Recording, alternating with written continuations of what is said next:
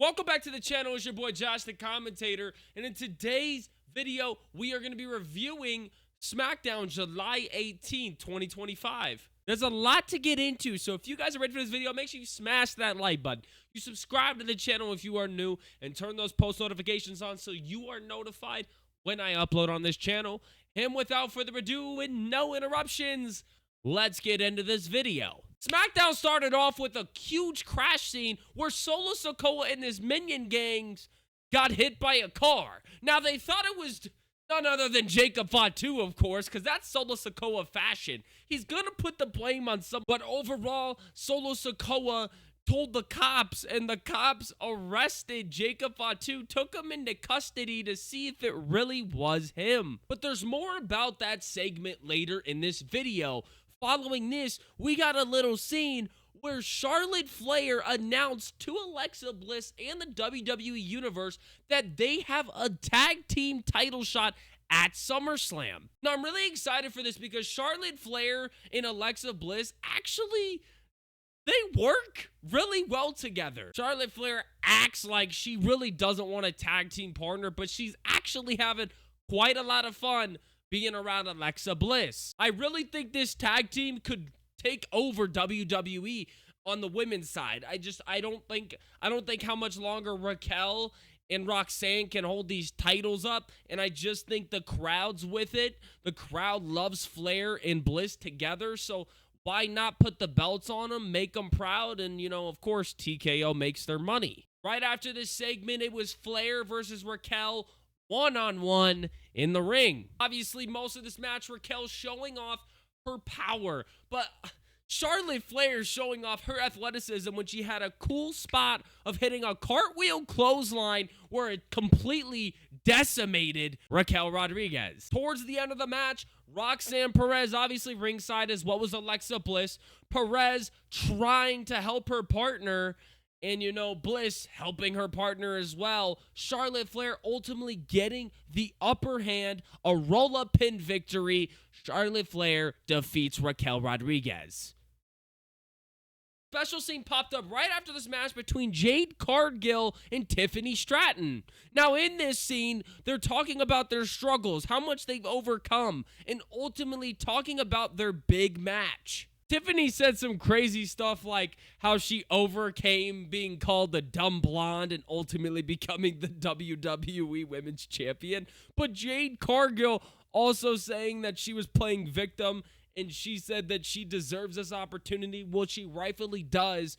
But, you know, the dumb blonde thing had me laughing a little bit. I really think this is going to be a fantastic match between Tiffany Stratton and Jade Cargill.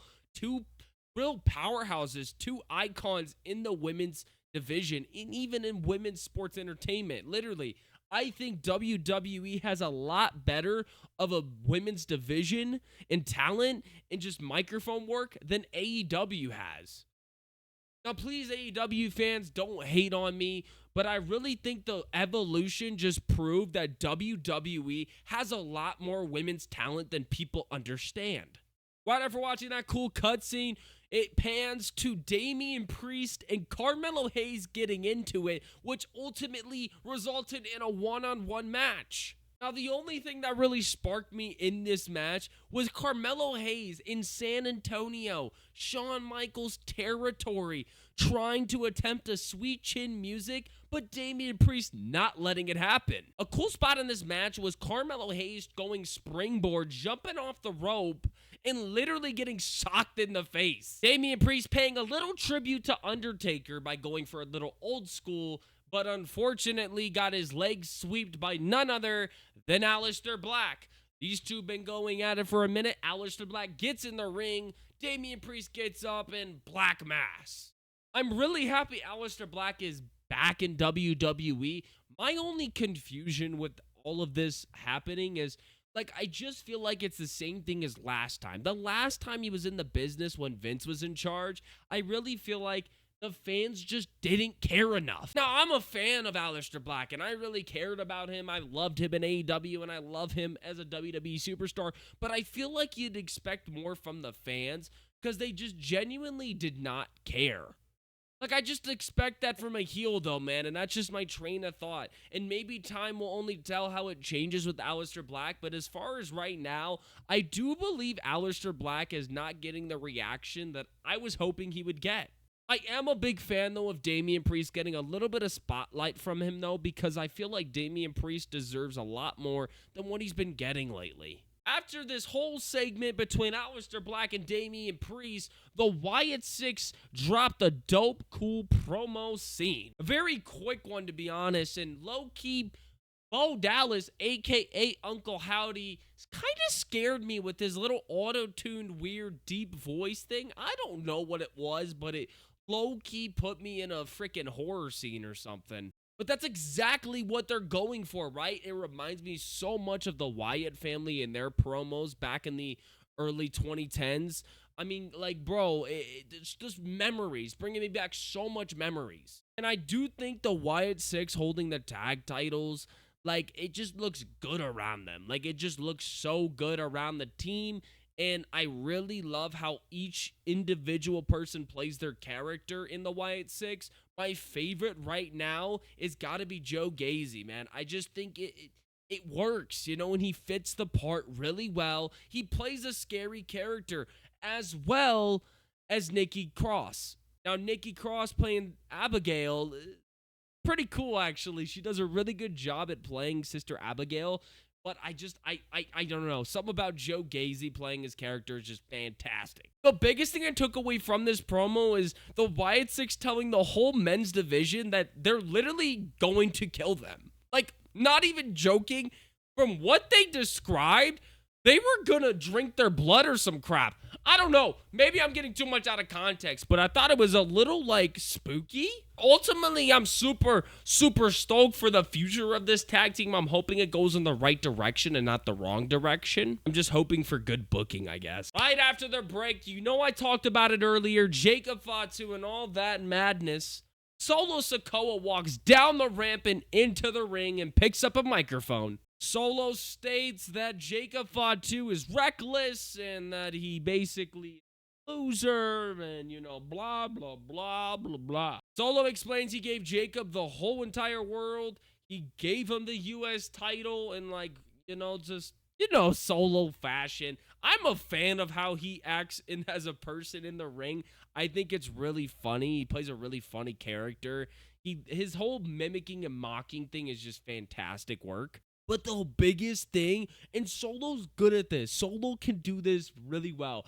He genuinely said, once a criminal, always a criminal. After Solo made this statement, the camera pans from the big Titron where Jimmy Uso is telling the police to let him go. Jacob Fatu being freed by the police and legit told by the police to go handle his business. Fatu's music hits, he goes down the ramp, gets in the ring and starts beefing, as well as Jimmy Uso to help him out. Solo Sikoa and Tama Tonga get out of harm's way, looking down the ramp at JC Mateo and Tonga Loa getting beat the hell out of with a steel chair. But as they're getting hit with the chair, Adam Pearce shows up and makes a big announcement where Jacob Fatu gets an opportunity as United States title at SummerSlam versus Solo Sikoa in a steel cage match. I was thinking at first, I was like, oh yeah, this was gonna happen, whatever, a one-on-one match for the U.S. title. It was gonna happen, right? And I was excited for it,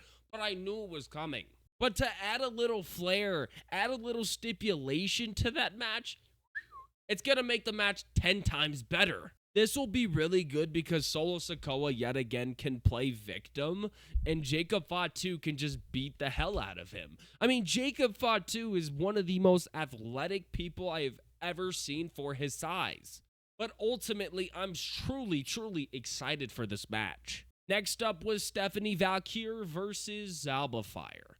Now, I'm a big fan of Alba Fire from NXT, but her and Piper Niven, it's not really working. Like, I'm not having enjoyment when I'm watching their matches. But Stephanie Valkyrie won this match with ease, and as Piper Niven's trying to interfere at the end of the match, Stephanie Valkyrie stands tall. We have another scene, but this time from the Street Profits and them talking about how they lost their titles and they're upset about it. DIY interferes in that conversation and adds fuel to the flame. Street Profits are pissed off. DIY's laughing because next up is the tag title #1 contenders match. And, you know, DIY feels like they're going to win it. Now, right after that segment, it pans to DIY versus Andrade and Rey Fenix versus the Motor City Machine Guns versus Raxium. I mean, right from the get-go, 2 competitors start, but it doesn't matter because DIY jumps in the ring anyway and starts beating the hell out of Motor City Machine Guns. Had a cool spot in this match where Alex Shelley was holding down the ropes so that Saban could just jump right through his legs for a suicide dive. It just looks so cool. Fraxium did like a similar thing, but not necessarily through their legs. They literally just did like 6 suicide dives to all the teams. Now, I have to take a second to realize that Rey Fenix and Andrade, they were the spotlight in this match. The crowd was with them, and I was sure as hell was with them as well. I mean, I couldn't take my eyes off of Rey Fenix and Andrade's chemistry. Like, shockingly enough, have so much chemistry, you know, because they're not a tag team, really. You know, they just, they brought themselves together. They had the same rhythm, and they knew what they wanted, right? So, the fact that they get in there and they just shock the world by just having such great chemistry and cool freaking tag moves, I was so with it. In the closing stages of this match, Andrade holds down Tommaso Ciampa, his back out, and Rey Fenix jumps off the back of Tommaso Ciampa to the outside to take out Johnny Gargano, and then Andrade hits the message on Tommaso Ciampa, 1, 2, 3, and they are your new #1 contenders, Andrade and Rey Fenix, for the tag titles. I'm really excited for the future for Andrade and Rey Fenix. I really hope they stay a tag team and nothing really happens, because they do deserve to hold the tag titles. I just don't know if they'll do it against the Wyatt Six. Ladies and gentlemen, the final segment, the moment we've all been waiting for.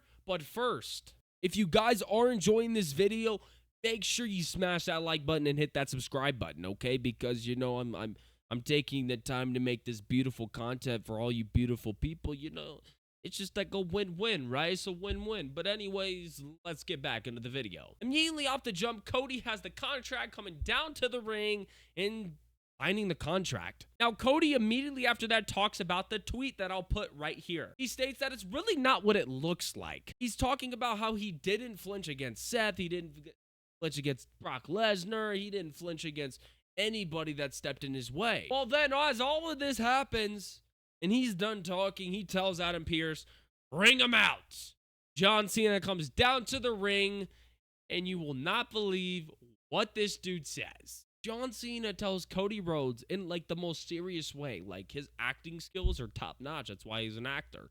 But literally tells Cody Rhodes, "Sit down." As he sits down, he tells Cody Rhodes right to his face that he is exhausted, he's filming a movie, and that he will not be able to participate at SummerSlam. Cody Rhodes was pissed. Now, truthfully, at first, as a fan, I actually thought he was being serious. Like, he actually looked like he was heartfelt for the fans, but it was just him being a fantastic heel. Cena states that it's the best decision for the business and is the best decision for his health. Cena says good night San Antonio and gets out of the ring, but Cody Rhodes, upset, follows him, and now we're having a brawl on the outside. This ultimately went back into the ring, and John Cena got his title, brought it into the ring, and tried to hit Cody Rhodes, but Cody Rhodes reversed, and the title flied in the air. Cody caught it like Roman Reigns caught that microphone from Brock Lesnar. If you know, you know. And then Cody ultimately hits John Cena with his own title. And then Cody Rhodes putting Cena on the table,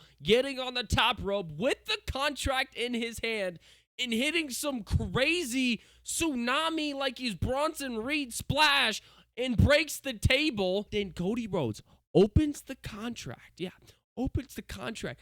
Grabs Cena's hand. Cena's struggling because he obviously just got put through a table, and then he makes him sign the contract. So the match is official. In our eyes, it's Cena and Cody Rhodes for the WWE Undisputed Championship. But there's more. Because he signed a contract, and there was written in fine print on the contract. John Cena obviously didn't read it, trying to leave without signing the contract. But guess what? In that fine print, it stated that, ladies and gentlemen, this match is going to be a freaking street fight for the WWE Undisputed Championship. Oh my gosh, that last segment fed families. It was executed so well, and I'm so excited, bro. I can barely stay in this seat right now. I'm so excited for SummerSlam. That's gonna be one hell of a main event. I know it's gonna be better than WrestleMania 41 by far, but my goodness, I'm just stoked for it. That is the end of the video, guys. If you guys enjoyed the video, subscribe to the channel if you are new. Smash that like button. Turn those post notifications on so you are notified when I post on this channel. And comment down below, what was your favorite segment or favorite move on July 18th SmackDown? And I'll see you guys in the next one. I'm Josh the Commentator. Peace out.